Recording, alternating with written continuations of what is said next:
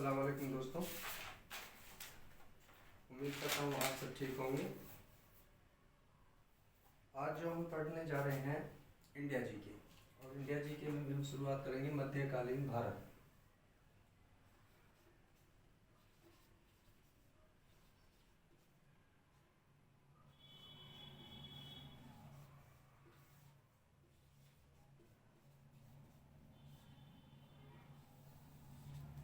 जब मध्यकालीन भारत की बात करते हैं तो बात शुरू होती है आक्रमण को लेके कि भारत पर अरबों का आक्रमण। सबसे पहले हम शुरू करेंगे कि भारत पे अरबों का आक्रमण। सबसे पहले जो भारत पे जो अरबों का आक्रमण हुआ था वो मोहम्मद बिन कासिम ने शुरू किया था।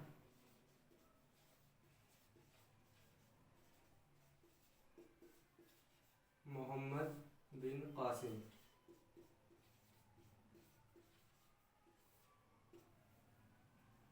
ये 712 में सिंध प्रांत का।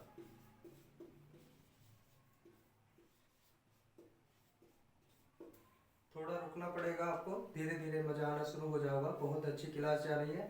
आप थोड़ा सा क्या है कि शांति में और थोड़ा सा सबसे अलग होके बैठ जाइए, और बहुत अच्छी क्लास होने जा रही है। तो दोस्तों, सिंध प्रांत पर जो अरबों का आक्रमण जो हुआ था उसका कारण क्या था? भी आक्रमण जो हुए वो बगैर किसी कारण के तो नहीं हुए, उनका कारण क्या था?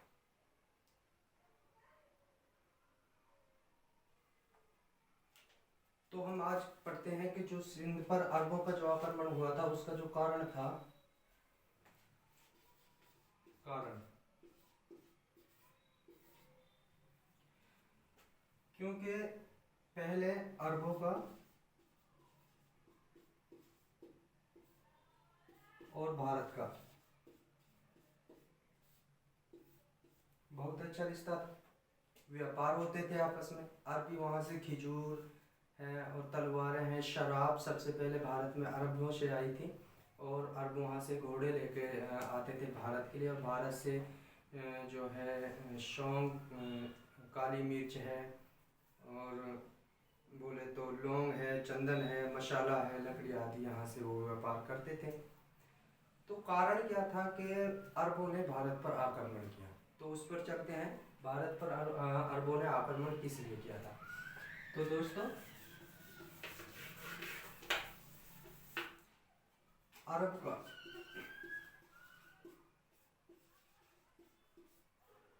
का खलीफा,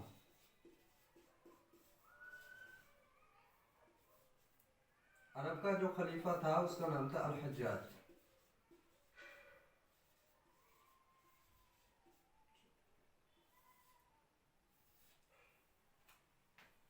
अरब का जो खलीफा था वो अल हज्जाज था। अल हज्जाज के श्रीलंका से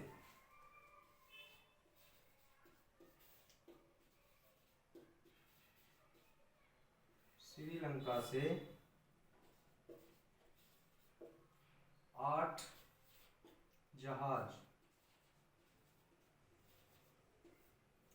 जिनमें चांदी,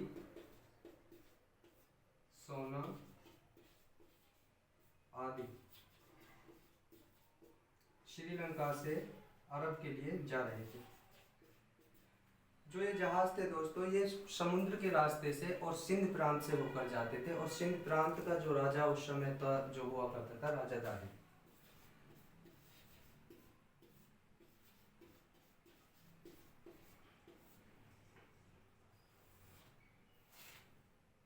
ये जो जहाज थे जब सिंध प्रांत से होकर समुद्री रास्ते से गुजर रहे थे तो समुद्री लुटेरों ने इन जहाज़ों को लूट लिया। और वो एरिया था राजा दाहिर का। सिंध प्रांत पर राजा दाहिर का कब्जा था। राजा दाहिर वहाँ के राजा थे। तो सिंध प्रांत के एरिया में समुद्री लुटेरों ने उन जहाज़ों को लूट लिया था, और इसको पता भी नहीं था। इस बात की अल हज्जाज को पता चलता है कि श्रीलंका से जो मेरे जहाज आ रहे थे उनको राजा दाहिर के इलाके में और लूट लिया गया है। अल हज्जाज जो है यहाँ से पैगाम भेजता है राजा दाहिर को कि आपके इलाके में, आपके क्षेत्र में मेरे जो श्रीलंका से जो 8 जहाज आ रहे थे उनको लूट लिया गया है, उनको वापस करो।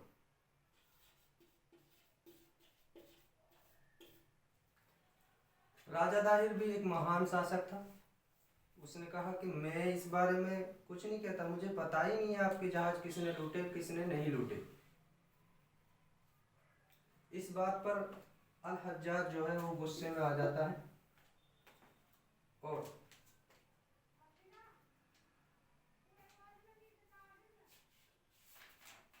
अल हज्जाज जो है वो गुस्से में आ जाता है। गुस्से में आकर वो सिंध प्रांत पर, राजा दाहिर का इलाका कौन सा था? सिंध प्रांत।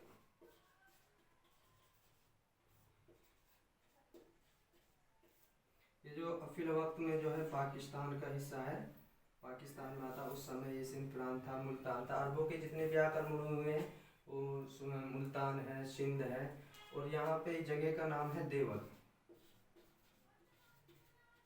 देवल नामक स्थान पर अल हज्जाज और राजा दाहिर का आक्रमण होता है, और अल हज्जाज जो है देवल पर यानी राजा दाहिर पर 2 बार आक्रमण करता है।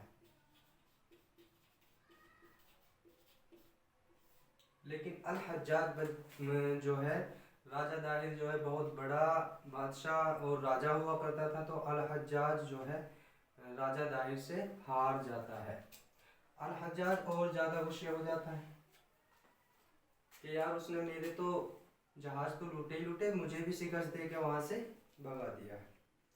उसके बाद बात शुरू होती है अल हज्जाज की। तो अल हज्जाज का एक भतीजा होता है मोहम्मद बिन कासिम, जिसका पूरा नाम था गियासुद्दीन मोहम्मद बिन कासिम, जो अल हज्जाज का भतीजा भी था और अल हज्जाज का दामाद भी था।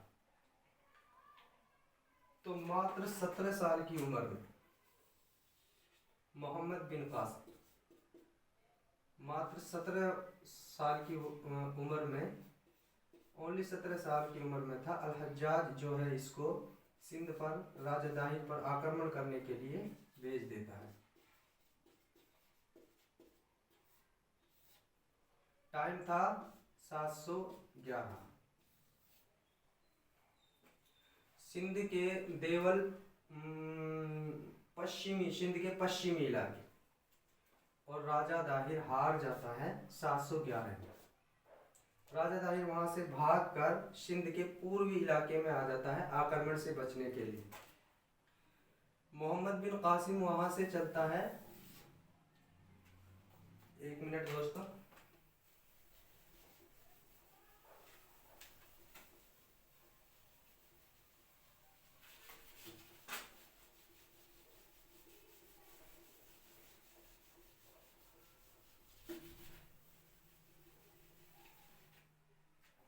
मोहम्मद बिन कासिम 711 में देवल पर आक्रमण करता है।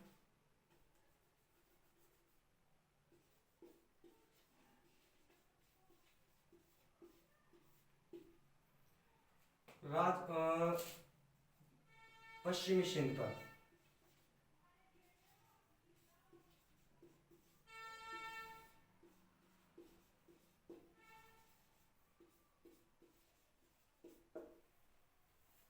राजा दाहिर हार जाता है।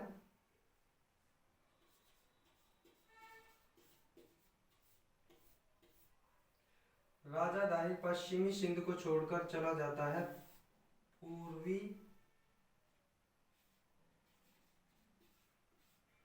सिंध।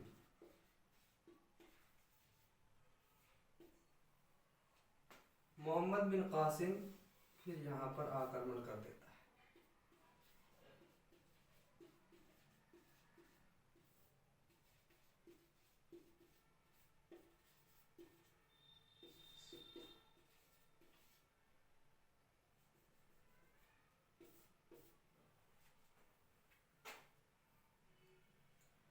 उसके बाद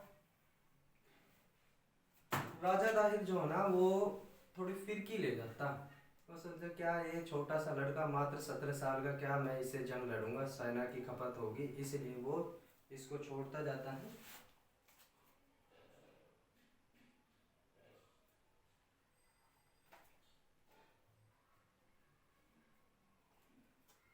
राजा दाहिर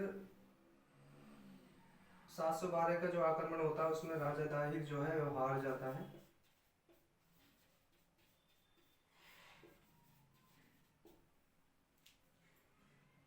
राजा दाहिर की जो पत्नी होती है वो आत्महत्या कर लेती है।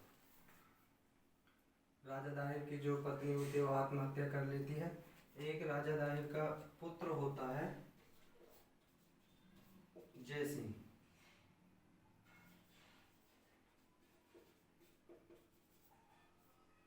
मुसलमान हो जाता है।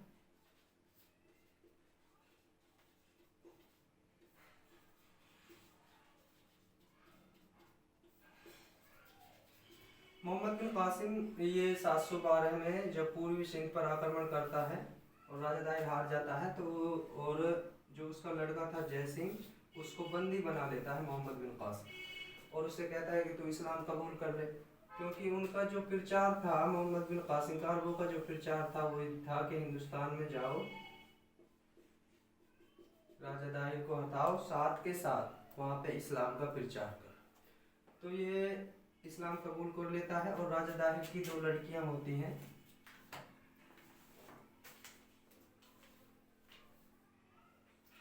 राजा दाहिर की 2 पुत्री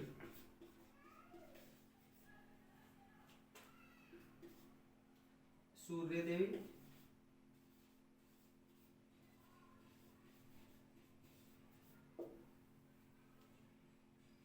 और एक थी परमल देवी।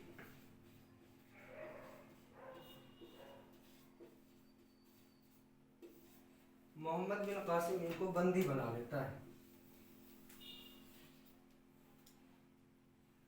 इनको बंदी बना लेता है और सिंध में अपना राज कायम कर देता है मोहम्मद बिन कासिम।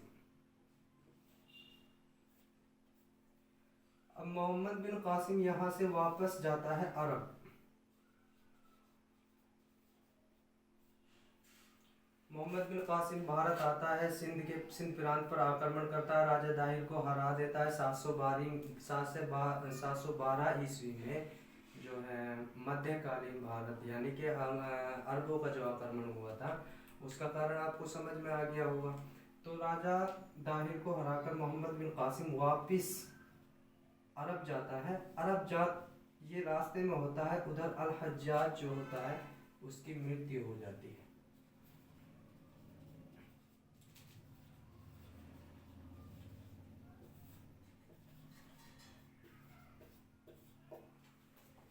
अल हज्जाज की मृत्यु हो जाती है और वहां का खलीफा बन जाता है सुलेमान।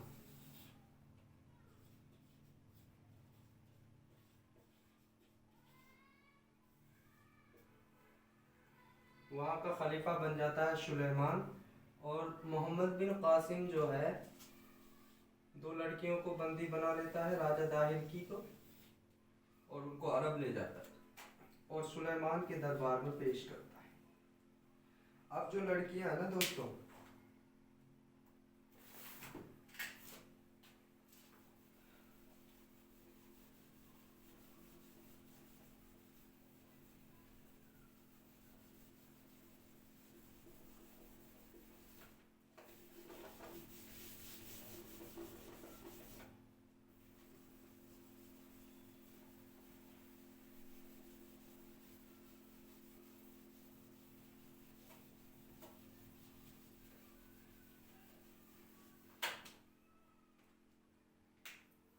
खलीफा कौन बन गया?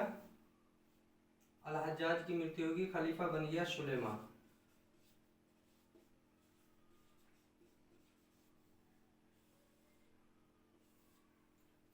और उधर से मोहम्मद कासिम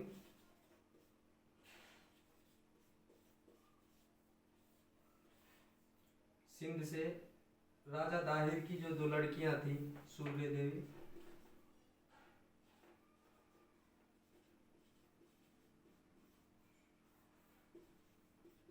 परमल देवी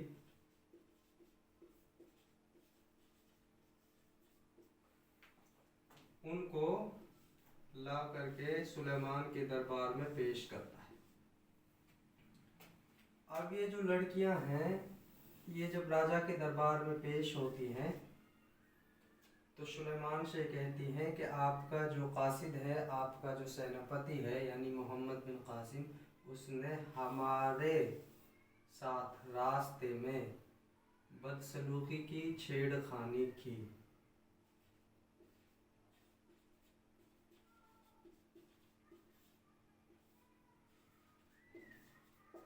आपको ये पता होगा दोस्तों कि मुसलमानों में जो औरतों को जो महत्व दिया गया है वो किसी भी धर्म में नहीं दिया गया।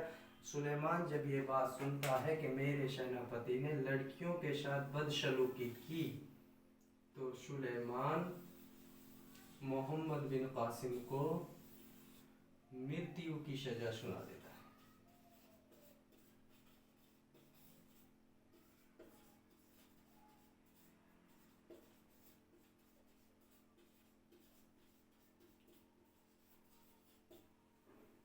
लेकिन बाद में यह पता चल जाता है कि मोहम्मद बिन कासिम निर्दोष थे।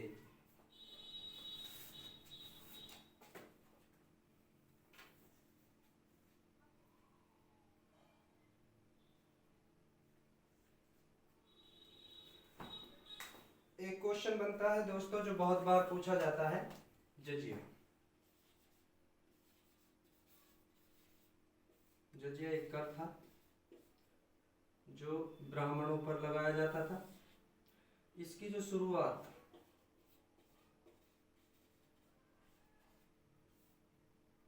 की थी वो मोहम्मद बिन कासिम ने।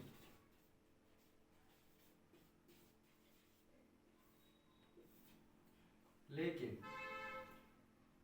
सिंध इलाके में जब मोहम्मद बिन कासिम ने अपना राजा दाहिर को हटाकर राजा दाहिर को हराकर अपना शासनकाल शुरू कर दिया, तो वहाँ पर जो मोहम्मद बिन कासिम ने ब्राह्मणों को और बच्चों को और बूढ़ों को, औरतों को छोड़कर बाकी सब पर ये कर लगा दिया था।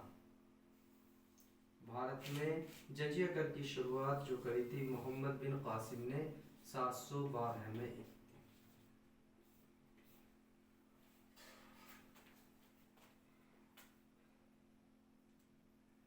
ये जो पूरा किस्सा हमने आपको बताया मध्यकालीन भारत का कि हिंदुस्तान पर अरबों का जो आक्रमण हुआ था, राजा दाहिर के साथ देवल का युद्ध हुआ, ब्राह्मणाबाद का युद्ध हुआ, इस सब का जो जानकारी हमने मिलती है उस पुस्तक का नाम है चचनामा पुस्तक।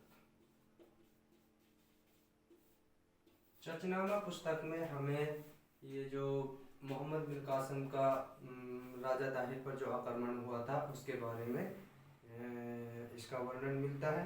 यह पुस्तक जो है, चचनामा जो पुस्तक है, यह अली अहमद ने लिखी थी। अली अहमद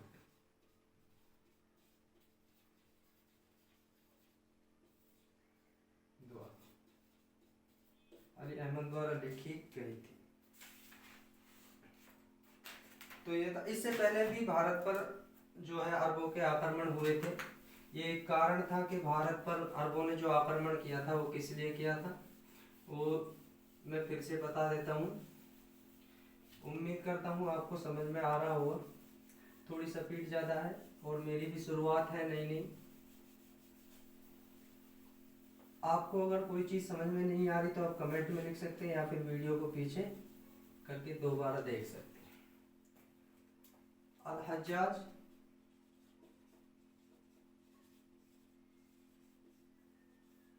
खलीफा था अरब का।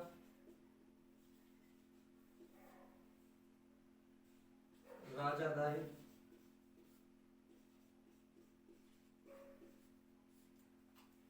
दाहिर सिंध प्रांत का राजा था।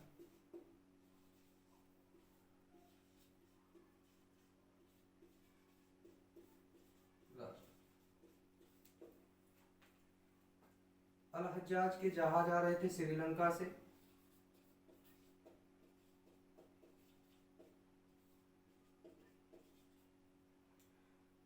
आठ जहाज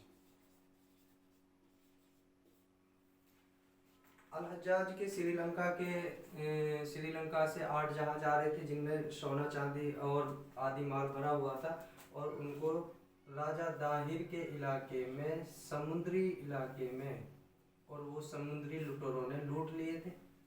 अब अल हज्जाज को क्या पता कि वो किसने लूटे। अल हज्जाज समझा कि वो राजा दाहिर ने लूट लिए। अल हज्जाज ने पैगाम भेजा राजा दाहिर को कि भाई आपके क्षेत्र में आपने मेरे 8 जहाज जो है वो बंदी बना लिए, उनको दे वापस। असल ये था कि अल हज्जाज के जो जहाज थे उनके बारे में राजा दाहिर को मालूम ही नहीं था कि वो किसने लूटे। अल हज्जाज का जो खत आया था, एक तरीके से कहें तो जो अल हज्जाज का जो खत आया था राजा दाहिर को, राजा दाहिर ने जवाब में दे दिया कि मुझे इस बारे में कोई खबर नहीं है। ये बात सुनकर अल हज्जाज जो है वो गुस्से हो जाता है और वो राजा दाहिर पर आक्रमण कर देता है। दोस्तों, राजा दाहिर पर अल हज्जाज 2 बार आक्रमण करता है,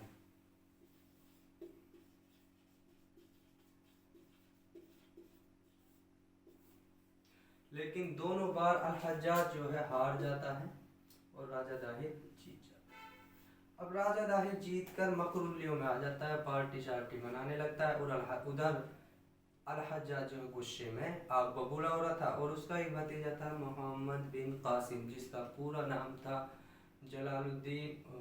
नसरुद्दीन मोहम्मद बिन कासिम, जो अल हज्जाज का भतीजा भी था और उसका दामाद भी था।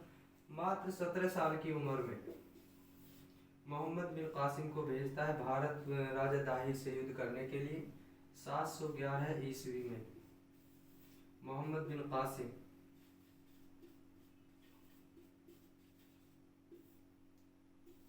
का जो आक्रमण होता है राजा दाहिर के साथ, ये सिंध प्रांत के पश्चिमी एरिया में होता है।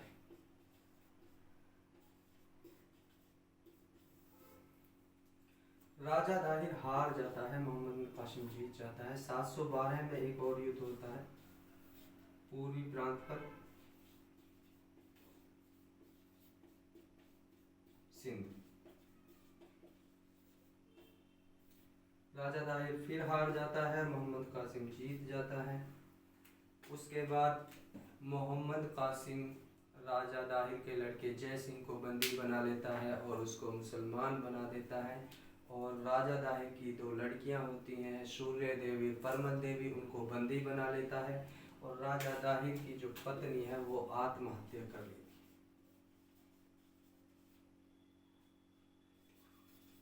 वो आत्महत्या कर लेती है। जब मोहम्मद बिन कासिम सिंध को जीत कर वापस अरब के लिए जा रहा था तो अल हज्जाज की मृत्यु हो जाती है।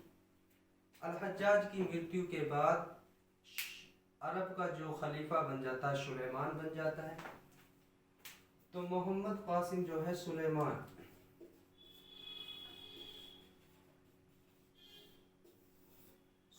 के दरबार में वो जो सूर्य देवी और परमल देवी जो राजा दाहिर की लड़कियों को बंदी बनाता है, उनको इसके दरबार में पेश करता है। और वो एक झूठी अफवाह मोहम्मद बिन कासिम के खिलाफ राजा दाहिर के सामने पेश करती हैं कि आपका जो सेनापति है उसने हमारे साथ रास्ते में बदसलूकी की, हमारे साथ छेड़खानी की।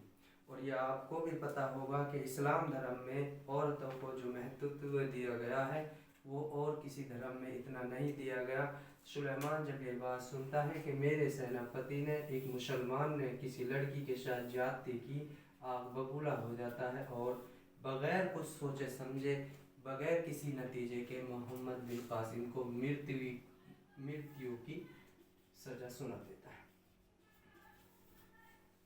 और मोहम्मद बिन कासिम की मृत्यु करवा देता है। लेकिन बाद में ये पुष्टि हो जाती है कि मोहम्मद बिन कासिम निर्दोष था और ये लड़कियां जो है झूठ बोल रही थी। दोस्तों, एक कर का नाम सुना होगा, मैं अभी बता रहा हूँ, दोबारा रिपीट चल रहा है, आप थोड़ा ध्यान दें, समझ में आ जाएगा।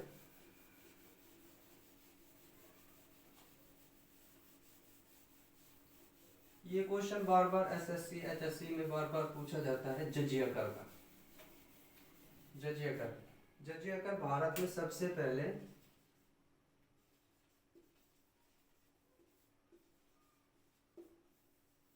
712 में कासिम द्वारा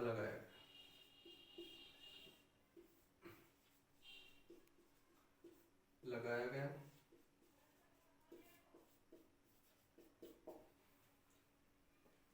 लेकिन इसमें ब्राह्मणों पे,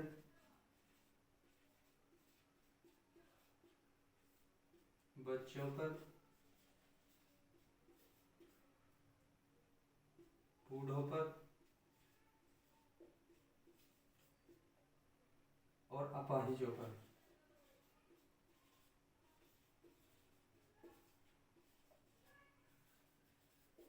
यह कर नहीं लगाया गया था। तो सबसे पहले भारत में जो जजिया कर की शुरुआत करी थी वो मोहम्मद बिन कासिम ने करी थी। ये था हमारा शुरुआत के भारत पर अरबों का आक्रमण की जो शुरुआत हुई थी वो सिंध प्रांत पे, जो सिंध प्रांत फिलवक्त पाकिस्तान के एरिया में आता है, मुल्तान है और सिंध है। इससे पहले भी भारत पर कई आक्रमण हुए अरबों के। इससे पहले हजरत उमर का आक्रमण हुआ था 636-37 में मुल्तान में।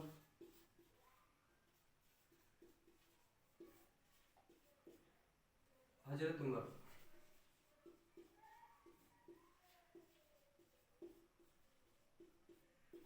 लेकिन इनका जो मकसद था सिर्फ और सिर्फ भारत में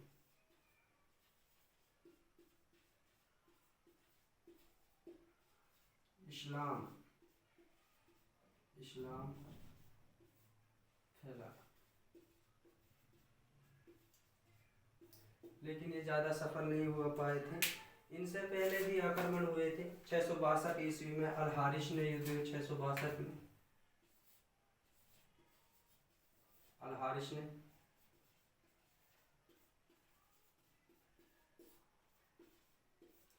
हजरत अब्दुल्ला ने भी भारत पर आक्रमण किया।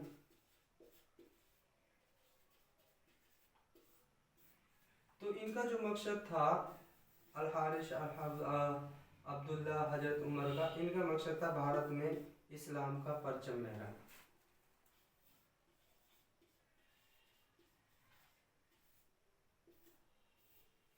और जो मोहम्मद बिन कासिम का जो भारत पर आक्रमण का जो कारण था, उसका कारण था अल हज्जाज के जहाज।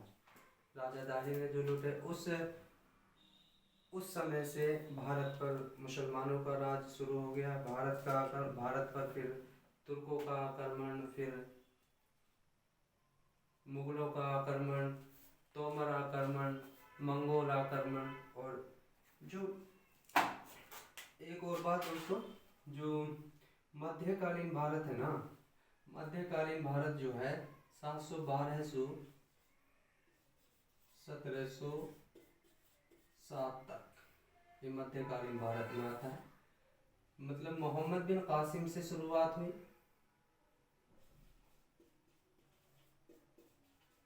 और औरंगजेब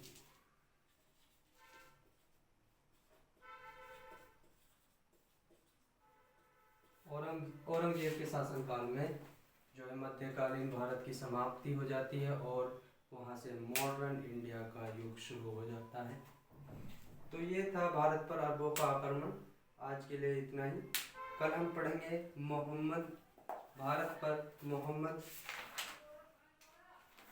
कल जो हम क्लास लेंगे, हम लेंगे मोहम्मद गजनवी, यानी भारत पर तुर्कों का आक्रमण। आज के लिए इतना ही काफ़ी है। उम्मीद करता हूँ आपको बहुत अच्छी लगी होगी। अगर अच्छी लगी है तो लाइक, कमेंट और शेयर ज़रूर करना ना भूलें, और सब्सक्राइब करना तो बिल्कुल भी ना भूलें, ताकि हम जो अगली वीडियो बनाएं वो आप तक ज़रूर पहुँचे। Thank you. अस्सलाम वालेकुम। फिर मिलेंगे।